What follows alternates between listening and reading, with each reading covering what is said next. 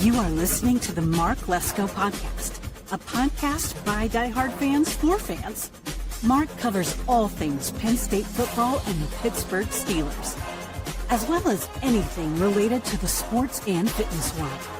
Tune in weekly to listen to a couple of dedicated fans talk about these topics without filters. Thank you for listening to the Mark Lesko Podcast.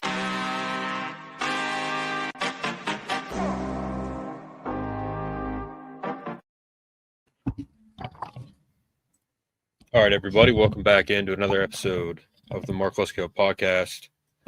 Joined by Chris Gorki once again.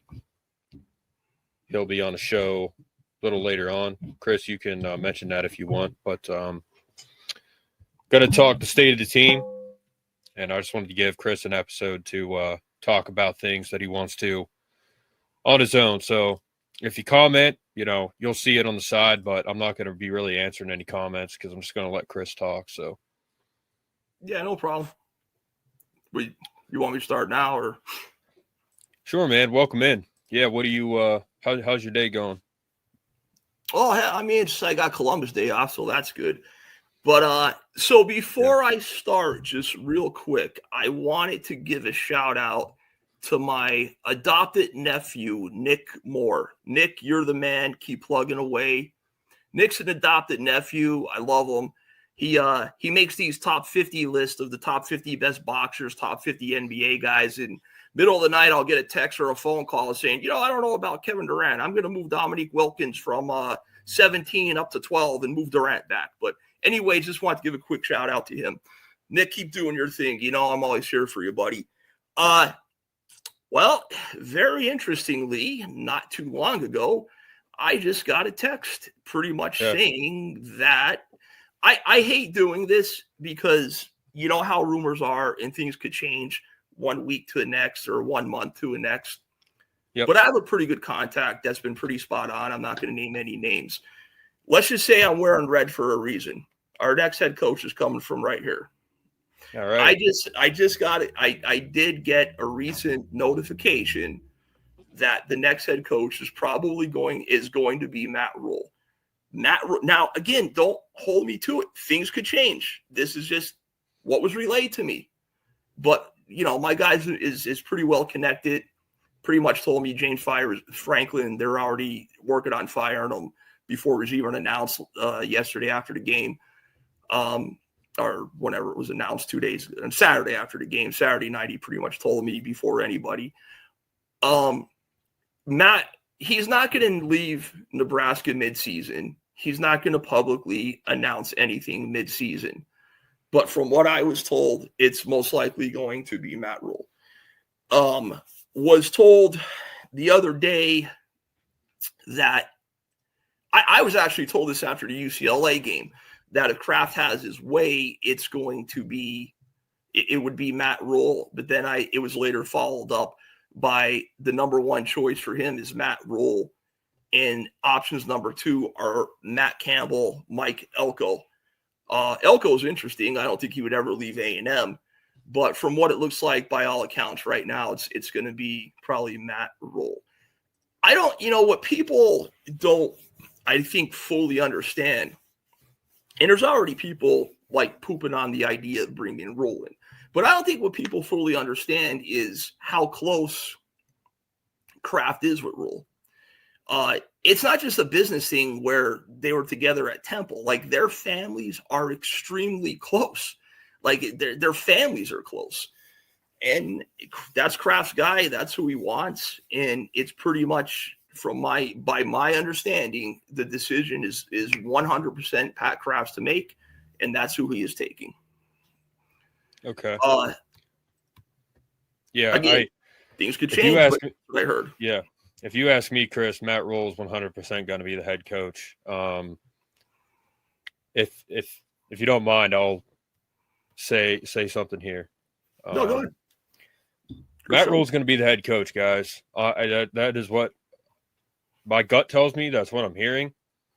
And here's why. Matt Rhule is, first of all, Penn State guy. Tell you some things you know.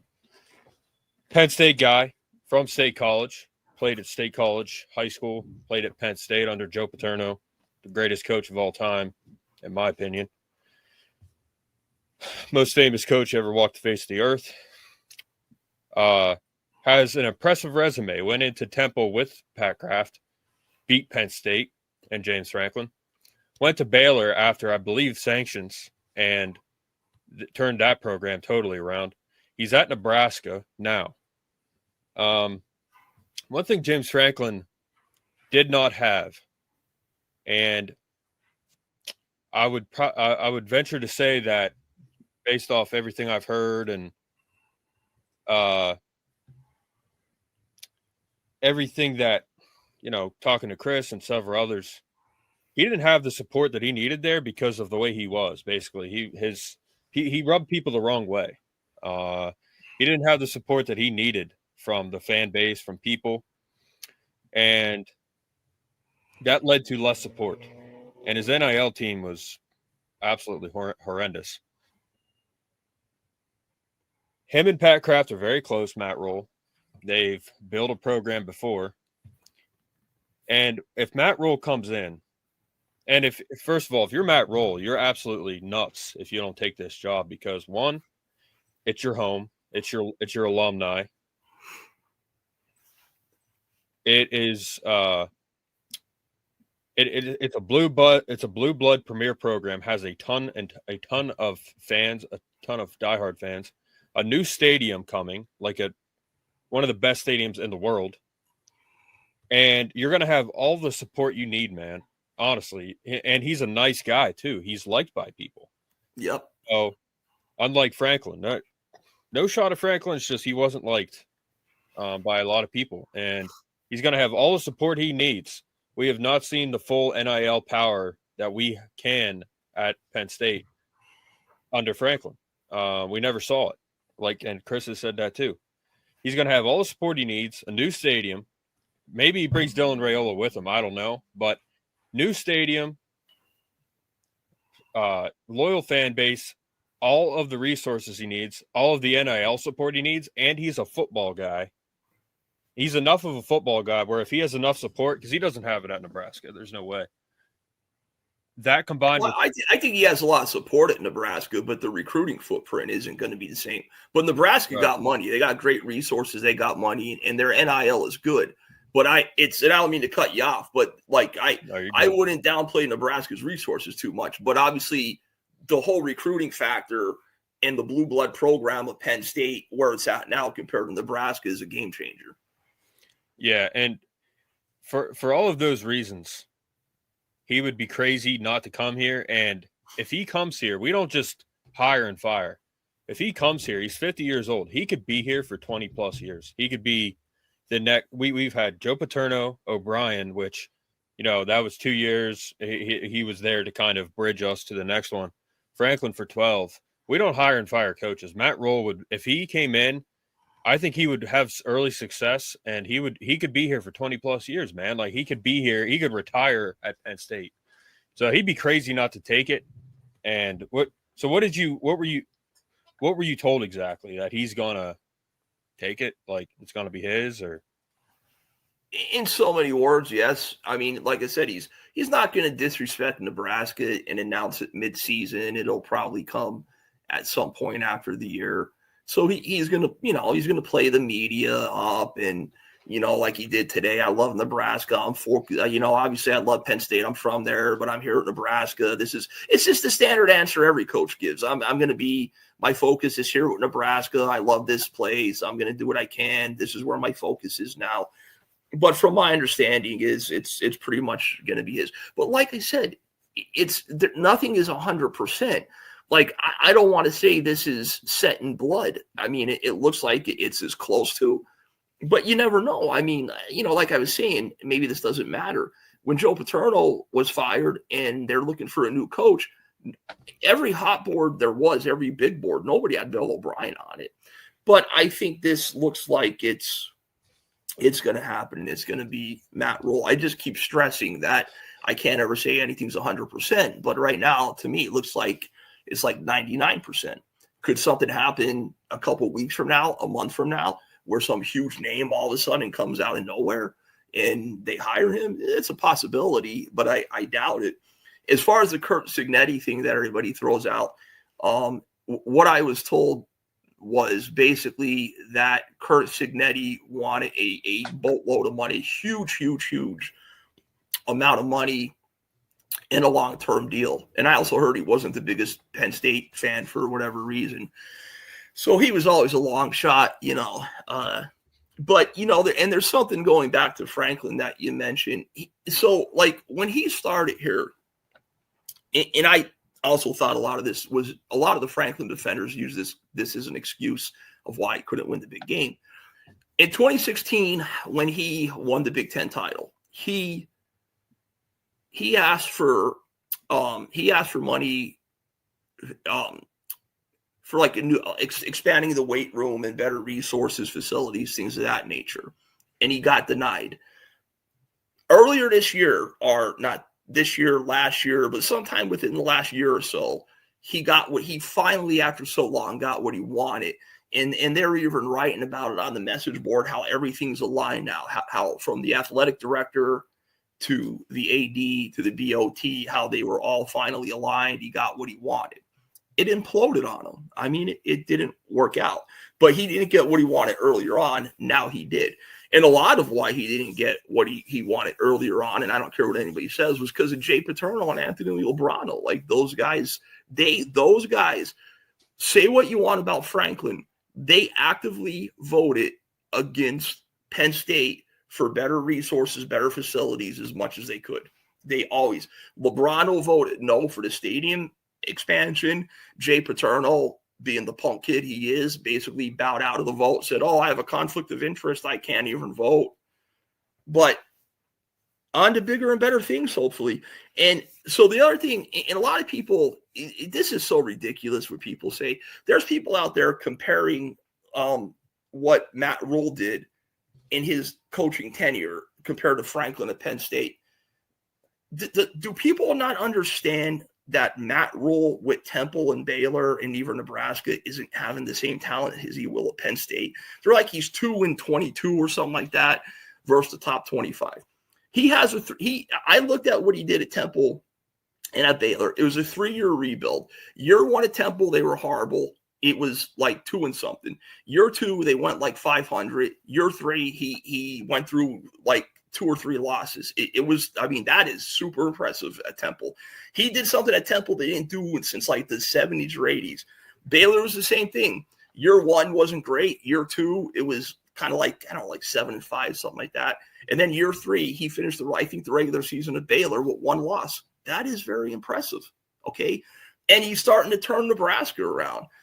The only thing I don't want with him, I don't want him to bring John Butler, because I don't want that guy as a defensive coordinator, but because that's who's current. John Butler was the defensive coordinator O'Brien had, and that guy was just not aggressive. He wasn't that good. So, okay. So it's going to be him. Let's say this year, because I don't think Terry Smith is our next head coach. I don't really want him to be. I mean, he's an interim. And he's an intern for a reason, man.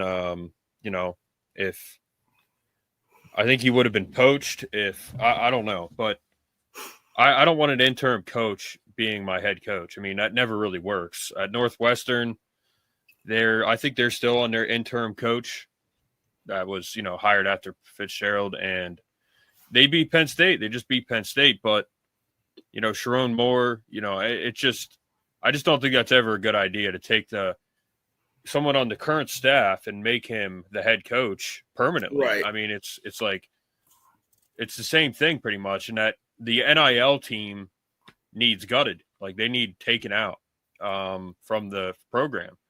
So Correct. They need to gut that whole staff. They really do. They need to gut that whole staff. Now, some guys that I think would be able to stay, this year has been a bad example, but like Troutwine, the strength staff, maybe Terry Smith, Poindexter, across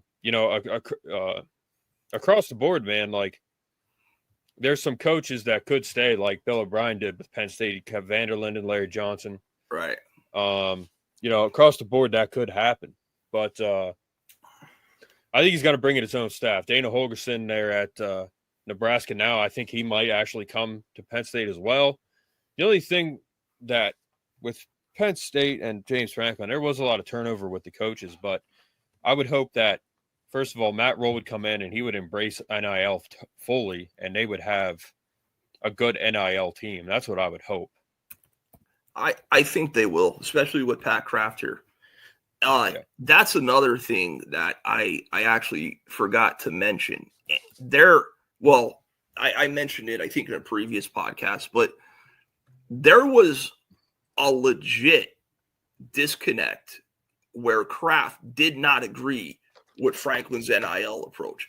I kept telling people over and over again, they got sick of hearing it, that yes, Penn State doesn't have the money of like an Ohio State or even Michigan at this point, but they got money. They got money. Franklin's choice was to pay retention players. He didn't want to go out and pay for recruiting. You can't do that. And instead of hiring an NFL style GM, instead of some college frat geek that has a degree in education, he just took like his guy. He took Andy Frank, named him a GM. But the bottom line was this was all Franklin's model. Like, this was Franklin calling the shots. This is now I know a lot of people don't like the way college football has gone, but it is now like semi-pro football. That is what this is. You have to change with the times or get left behind. And this is an NFL style model now, and you got to adapt. And I'm telling there was a huge disconnect with Franklin and of course they're not going to say it publicly, but I heard it since June when he left, when he wouldn't pay what Joey O'Brien and some of these top targets wanted. I heard Kraft was very pissed off about that, and he didn't like that approach.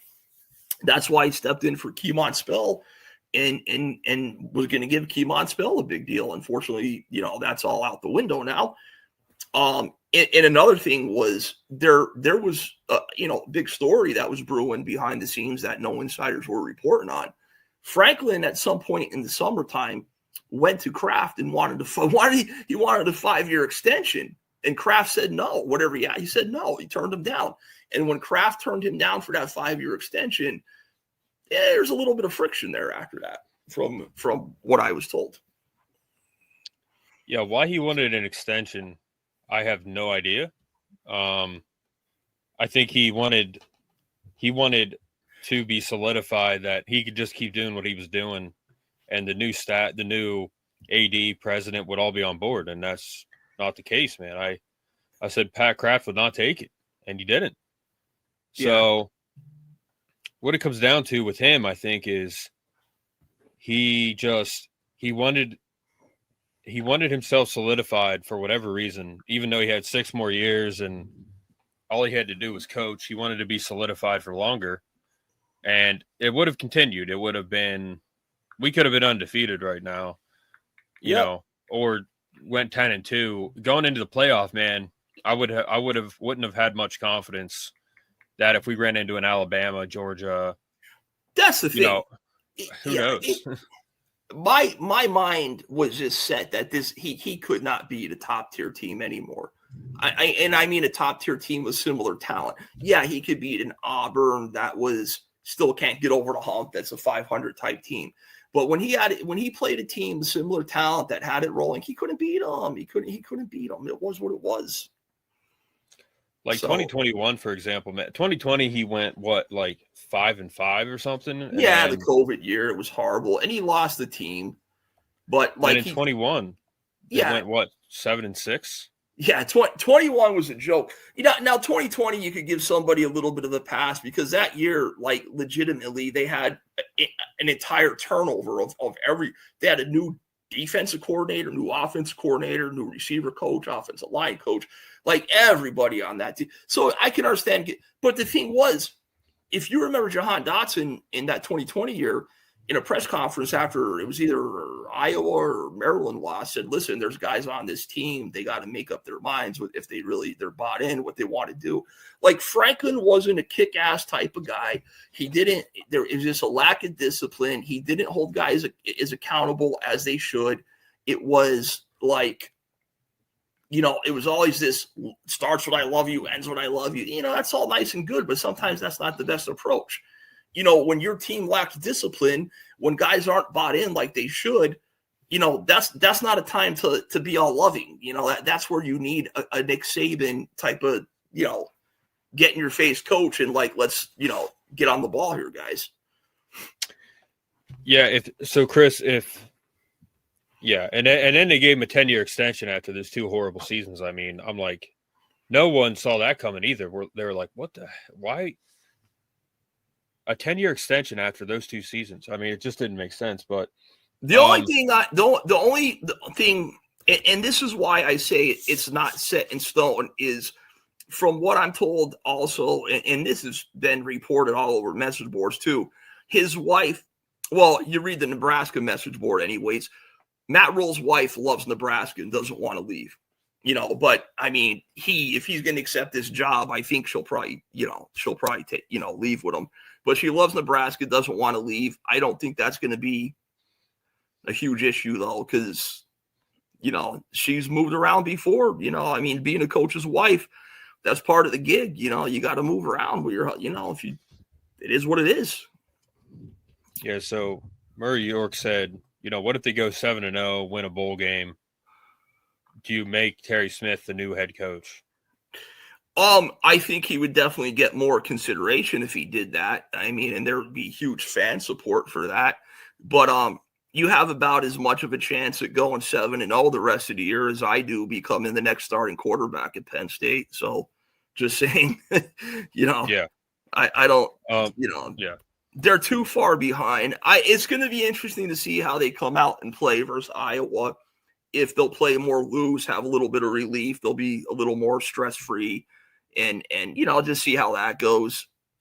And I'm excited to see Grunkenmeyer. Grunkenmeyer's, I was big on him. Like I said, Yeah.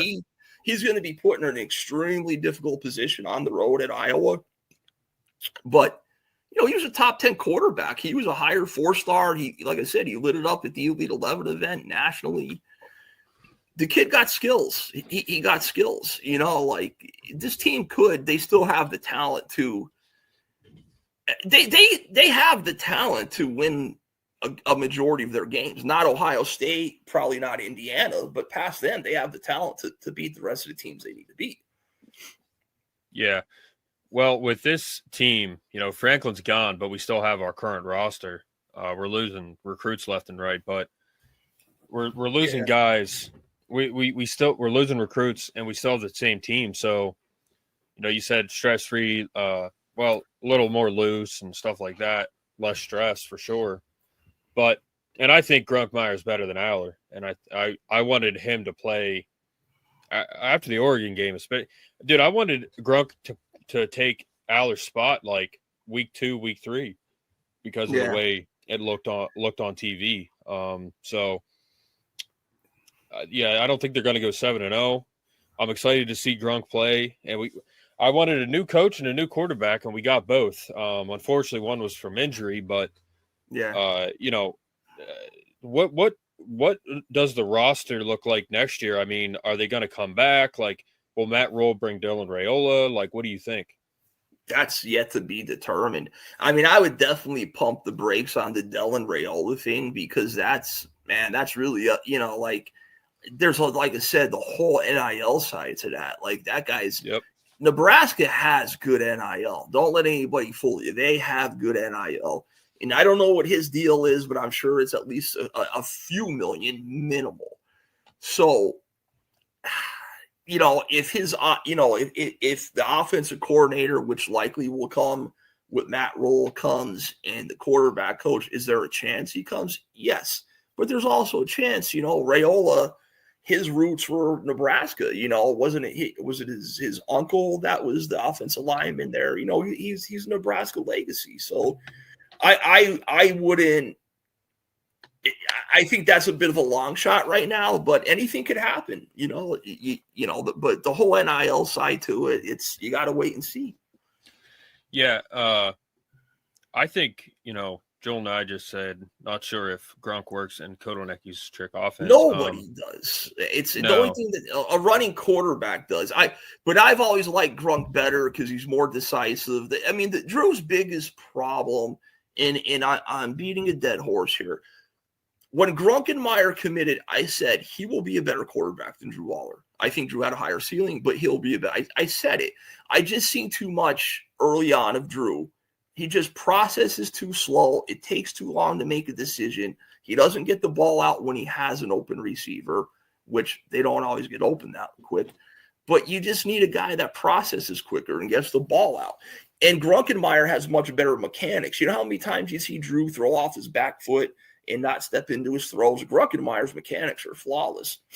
Not as big, and he has a big arm. It's not a Drew Waller arm, but give me accuracy and a guy that gets the ball out and processes quicker over a guy that could just fire the ball 100 miles an hour. That's nowhere near the target and is afraid to go downfield.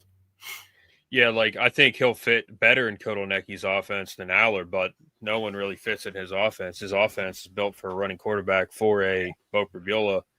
Yes. I mean, is there any chance that Bo Prabiola comes back, you think? No. The only, like, this, and this is why I'm saying nothing's ever definite, but they're saying there's a lot of chatter that Eli Drinkowitz would be your next coach. I don't know where that's coming from. The only way Boo Prabula comes, listen, Boo Prabula is getting like a $2 million NIL deal. He's not going to walk away from that. He's in a great position at Missouri. So why would Boo Prabula, unless Eli Drinkowitz is the next head football coach at Penn State, which is probably a long shot, why would he leave having the starting job locked up at Missouri, having a very good year, and getting great NIL? Why would he leave that situation? He's in too good of a situation. Yeah. I think the most likely scenario is Rhule comes in. Now, for whatever reason, like Franklin, and this is historic for Penn State. Historically, Penn State, we build our program through high school from the bottom up. Does Matt Rhule, does he embrace NIL and the portal? Like if there's You're like starting to cut out. Can you hear me? You're cutting out a little. I'm not sure now. You're actually frozen on my screen. Wow. Really? Yeah, you're frozen right now and I can't hear anything. Yeah, you're frozen too. Can you hear me? It's dinging. It's like in and out. You're frozen. Do you want me to leave and come back in? Sure. Yeah. Here, type in the private chat because I can't hear.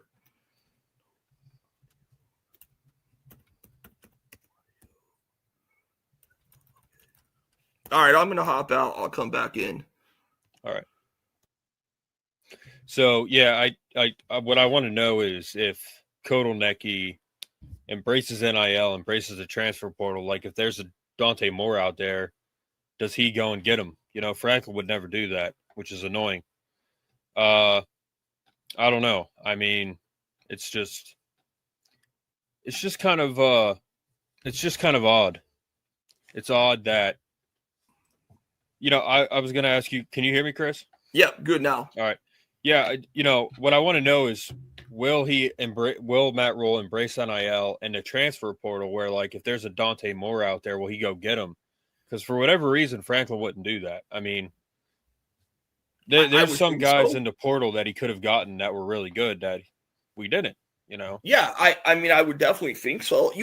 First of all, you have to in today's game. You have to. And if you look at what Nebraska did in the portal last year, they were aggressive. They got some good guys. Yeah. They got Raiola.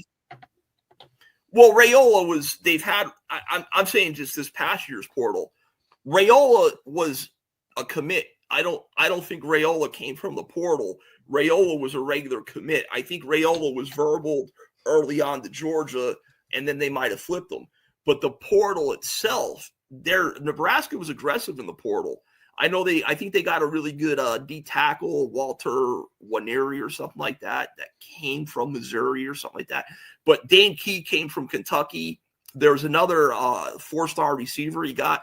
So you look at what he did at Nebraska. Yes, like I absolutely think that Matt Rhule would embrace the portal 100%. Okay. He was committed to Georgia. He decommitted. Yeah. So he flipped him essentially. Yes. Which is awesome. So that's kind of similar. But I would just, if there's a good guy out there to go get, like a Dante Moore type of guy, like Oregon did, are you going to go get him? And Franklin would never do that. And it was really annoying because it's like, we want to win, Franklin. But you just stick with Aller when maybe you could have gone with Bo or you could have put Grunk in. I mean, who knows? It's just he did not adapt, man. He just would not adapt. He was like allergic to that. Yep. He was allergic to big-time wins, and he was allergic to change. I mean, that was his stubbornness. I mean, like I said, we're beating a dead horse, but like he just continued to go with Nick Singleton. He continued to split carries with him. I mean, going into the Oregon game, Katron Allen is averaging 7 yards a carry. Nick's averaging 3. In the Oregon game, Nick averaged 1 yard a carry, Katron 4. So what does he do the next week at UCLA? He gives the ball he gives 11 carries to Nick Singleton, and he gives 7 or 8 to Katron. I mean, hello, like, I don't care about any side deals or like an agreement. Hey, Nick, you come back. I'll make sure you get enough touches like you did the last 3 years. Come on, man. You're not playing to win at that point. And he was just too stubborn and too arrogant to change. It's like this was needed. Anybody thinks this wasn't needed, it's crazy. Yeah, I mean, he, I don't know. He just he wouldn't change and he didn't embrace the portal as much as I thought he should. So if Rhule can come in and be the football guy that he is with all of his support, fully embrace the new landscape, man, like he's going to have early success. I think he could win a national title or two, and he's going to be here for a long time. So that's what Penn State is. They get guys and they keep them. So, I mean, he's Penn State through and through. Like he said, like Chris, you and I talked about his presser today, and for me, it was like, wow. Like they said, what about Penn State? He didn't say no. He just said, I love Penn State. I was born in a Penn State shirt and all this. And I mean, that's the standard response. Like I said, you're gonna see any coach is gonna give that reply. Like no coach is gonna say, yes, I'm definitely interested in Penn State and disrespect the program they're at. Nor is any coach that knows that they're interested in a job in the back of their mind. No coach is gonna say, no, I'm absolutely staying here at Nebraska. I don't have an interest in Penn State. They're not, unless they absolutely are. No, they're not leaving. Nobody's going to do that. They're going to give the standard generic answer. Like, I don't know if this was an AI video because all this AI shit you can never trust anymore. But somebody posted a clip asking Fran Brown about, and Fran Brown's not even in consideration about the job openings and if he'll be, and they use Penn State as an example. And Fran Brown was like, well, I'm here at Syracuse right now. If I didn't want to be here, I wouldn't be here. So I don't even know what you're talking about, Jabba. It's just the standard. It's a politician answer that all coaches are going to give. All right, Chris. You have to get on. You're going. Yeah, I'm going on the Big Ten huddle. I don't think it's going to be a live broadcast. I think it's pre-recorded. Probably drop it tomorrow. Cool. All right, man. Well, hey, give us a shout out on there if you can. I already told them I am. All right, awesome, man. Yeah, I like that show. They're good. They do good work there, man. Having you on, that's that's a good move. But yeah. Hey, I'm a free agent, man. I'm happy to help anybody out. It is awesome. I don't have a show myself. Not looking to have a show. If there's people that want a little tidbits of Penn State, I'm here to help. Yeah, I'm not. Yeah. I am not. I don't want people to think I'm an insider. I'm not an insider. But I do have some connections that I get some solid info from a few people. That's all. Yep, absolutely. So to end here, Chris, like I said, is Matt Rhule going to come in here and just win a national title, win multiple national titles like alone? I don't think, but I think he's the hire because he'll have support. He's got the right attitude. He's liked. He's a football guy, man. One thing that really, really ticked me off, and I said, I think it was in 2022, I said, if Franklin doesn't win these big games or make the top 4 or whatever in the next 2 years, he needs to be gone. And losing to Notre Dame was the epitome of, I was like, dude, they had the easiest path, and then they lose to Notre Dame, and then I'm like, it's never gonna happen, man. You know, there was such a bad loss, and we outplayed Notre Dame that game. It was just such a bad loss. Yep. You know, listen, I was teetering. It became a mental thing where this guy's not getting over the hump. Now, I legitimately thought, okay, we have Notre Dame, especially how well we're playing. But after that Notre Dame loss, it just became a mental thing. And I've never, how you said you feel bad for Frank, you know, as a human being, yeah, I feel bad for him. Have you ever seen a coach more broken in your life? He's a broken, defeated man right now.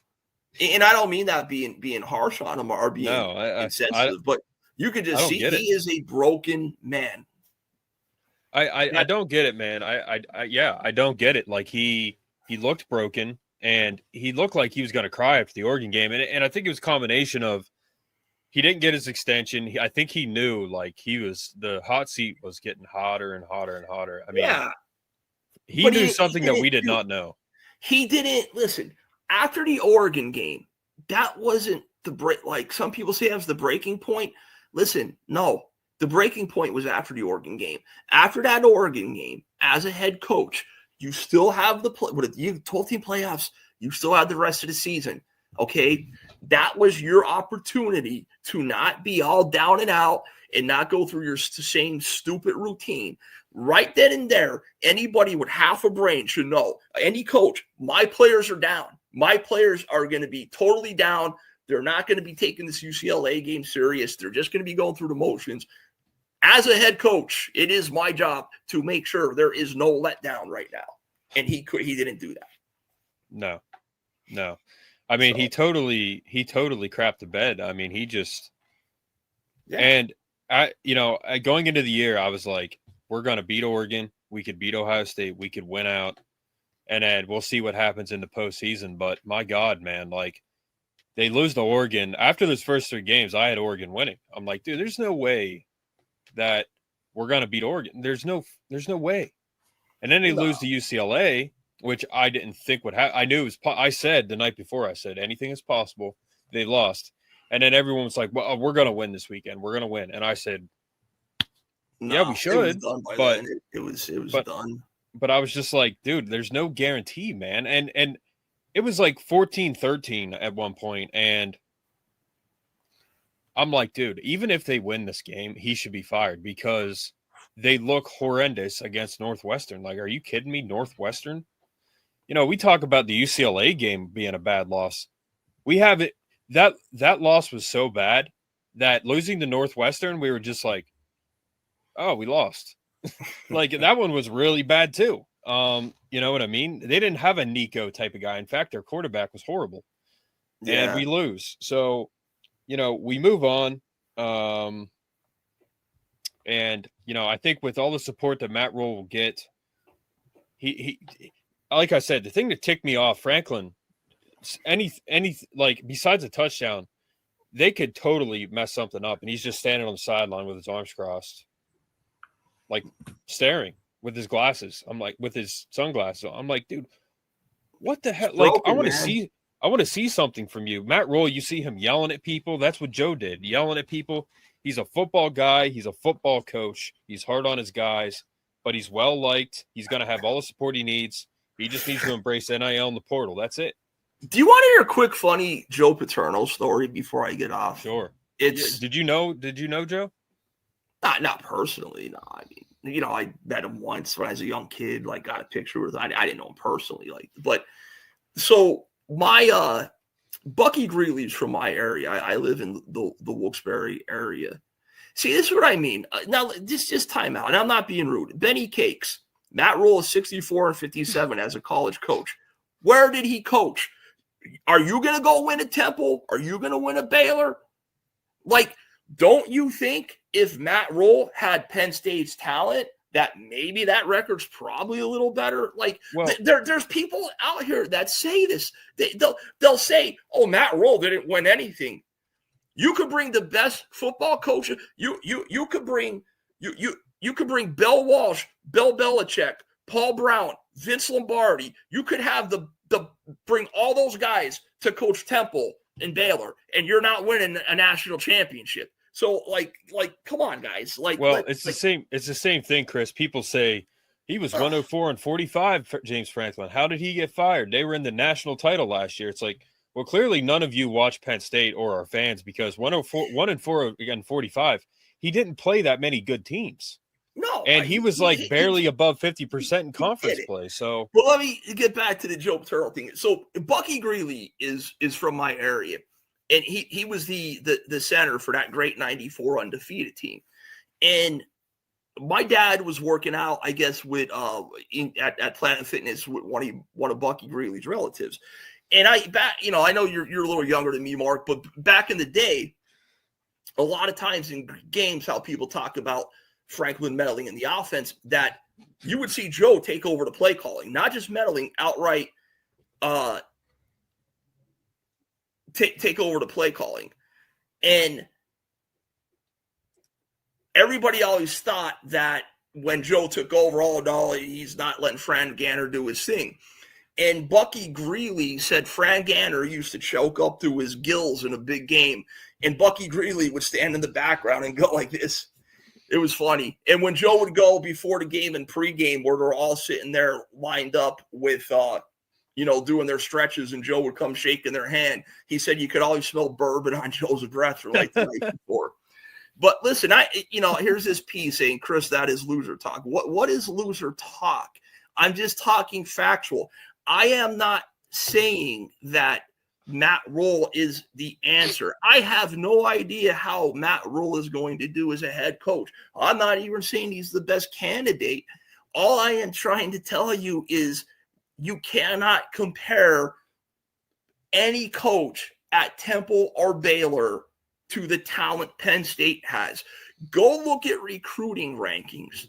You go look at where Temple and Baylor recruits, which is probably 40, 50th ranked classes in the country, compared to Penn State getting top 15 classes regularly.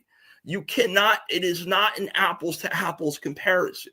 Okay. So I'm not telling you that Matt Rhule is going to come in and be this savior. I have no idea. Okay. But all I'm trying to say is you can't compare what Matt Rhule did with Urban Meyer went to the Jaguars and absolutely bombed. I guess Urban Meyer sucks as a college coach. Urban Meyer sucks as a college coach because he went to the Jaguars and bombed. It's just, come on, guys. Like, use your brain a little. All right. Yeah. But I'm cool. Go. I'm going to roll. I'll hit me up later on, whatever. All right, man. Yep. You have a good night. Thanks for coming on. It's good to have you on. Benny Cakes, I'm talking about Urban Meyer. He coached the Jaguars for 1 year, and he was not good at the Jaguars. Does that mean that Urban Meyer then sucked as a college coach? That is what I'm trying to say. There's people that talk about Matt Rhule at the Panthers. Yeah, the Panthers are a great organization. They do great. All right, take it easy, guys. Bye-bye. Later, man. Yep, have a good night. See you guys. Thanks for the comments. Thanks for tuning in. Have a good night. We'll see you tomorrow night.